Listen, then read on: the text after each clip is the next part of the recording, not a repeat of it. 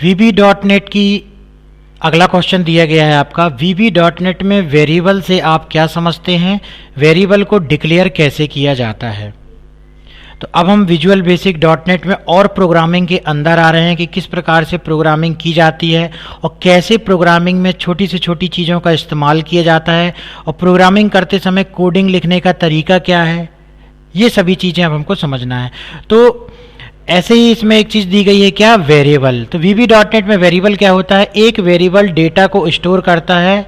तो वेरिएबल का उपयोग किया जाता है डेटा को स्टोर करने के लिए, जैसा कि यहाँ पे नाम से स्पष्ट है, वेरिएबल। वेरिएबल्स अगर शब्द को हम दो भागों में डिवाइड करें तो उसको क्या बोलेंगे, वेरी प्लस एबल। वेरी मतलब होता है बदलना और एबल मतलब समर्थ। तो ऐसी वैल्यू जो बार बार बदलती रहे वो कहलाती है वेरिएबल। हम वेरिएबल को इस प्रकार से भी कह सकते हैं कि वेरिएबल मेमोरी में डेटा जहां पर आप स्टोर कर रहे हैं उस जगह का नाम क्या कहलाता है, वेरिएबल कहलाता है। Variable is a named memory location. किस मेमोरी लोकेशन में आपके द्वारा डेटा जो भी स्टोर किया जा रहा है, किस मेमोरी लोकेशन में आपका डेटा स्टोर हो रहा है, उस जगह का नाम क्या कहलाता है, वेरिएबल। वेरिएबल को VB.NET में लिखने का तरीका क्या है, डिम, और उसके बाद हम वेरिएबल का नाम लिखते हैं और एस इंटीजर।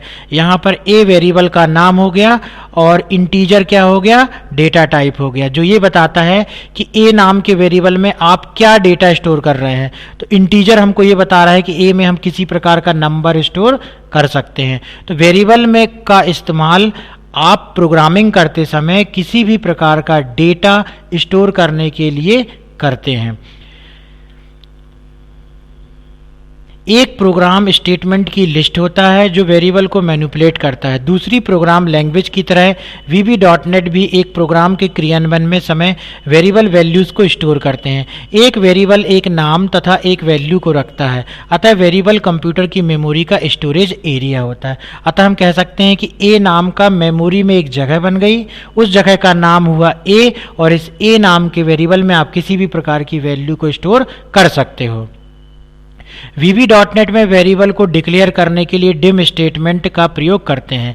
इसका सिंटैक्स क्या होता है, ये डिम हम कीवर्ड लगाते हैं, उसके बाद वेरिएबल का नाम लिखते हैं, उसके बाद एस इंटीजर। वेरिएबल का नाम कुछ भी हो सकता है, यहाँ पे डिम के बाद आप BS इंटीजर भी लिख सकते हो, डिम XS इंटीजर भी लिख सकते हो। तो वेरिएबल का नाम हम यहाँ पर कुछ भी लिख सकते हैं। VB.NET में वेरिएबल को किस प्रकार से डिक्लेयर किया गया है उसके बारे में बताया गया है कि यहाँ पे जो डिम स्टेटमेंट है वो डायमेंशन का शॉर्ट रूप है। डायमेंशन का शॉर्ट फॉर्म हम क्या इस्तेमाल करते हैं, डिम। ए वेरिएबल का यहाँ पर नाम है तथा इंटीजर इसका डेटा टाइप है, जो यह दर्शाता है कि आपका जो ए नाम का वेरिएबल है वो किस प्रकार की वैल्यू स्टोर कर रहा है, कोई भी नंबर स्टोर कर सकता है। जैसे कि a = 10, मतलब ए में हम क्या वैल्यू स्टोर कर रहे हैं, कोई न्यूमेरिक वैल्यू स्टोर कर रहे हैं। VB.NET में वेरिएबल को डिक्लेयर करते समय निम्नलिखित नियमों को ध्यान में रखना चाहिए। अब जो आप नाम रख रहे हो, जैसे अभी हमने इसके पहले नाम रखा AS इंटीजर, BS इंटीजर, तो A और B की तरह ऐसे क्या नाम रखने चाहिए, उसके क्या नियम हैं और नाम रखते समय हम किन बातों को ध्यान में रखना चाहिए उसके बारे में हम समझ रहे हैं कि वेरिएबल का नाम 255 कैरेक्टर से कम होना चाहिए। 255 कैरेक्टर से बड़ा नाम आप VB.NET में वेरिएबल का नहीं रख सकते। स्पेस की अनुमति नहीं होना चाहिए, मतलब आप वेरिएबल के बीच में स्पेस नहीं दे सकते हो। एक नंबर से शुरू नहीं होना चाहिए, मतलब वेरिएबल का नाम कभी भी नंबर से शुरू नहीं हो सकता। और पीरियड की अनुमति नहीं होती। पीरियड का मतलब होता है डॉट। वेरिएबल के नाम के बीच में आप छोटा सा डॉट नहीं लगा सकते।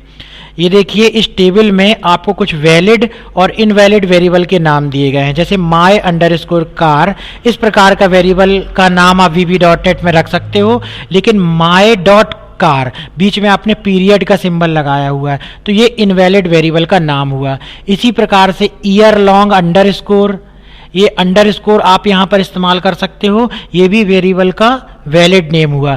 लेकिन आप शुरू में इस प्रकार से न्यूमेरिक नहीं लिख सकते। यहाँ पर लिखा है 1 ईयर, तो ये न्यूमेरिक इस प्रकार से आप शुरुआत में वेरिएबल के नाम के पहले इस्तेमाल नहीं कर सकते।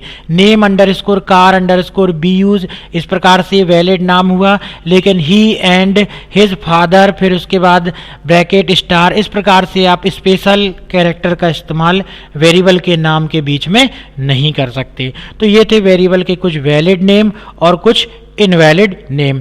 अब आगे चल के आगे के प्रोग्राम्स में हम जितने भी प्रोग्राम्स बनाएंगे उसमें कहीं ना कहीं हम वेरिएबल का इस्तेमाल करेंगे।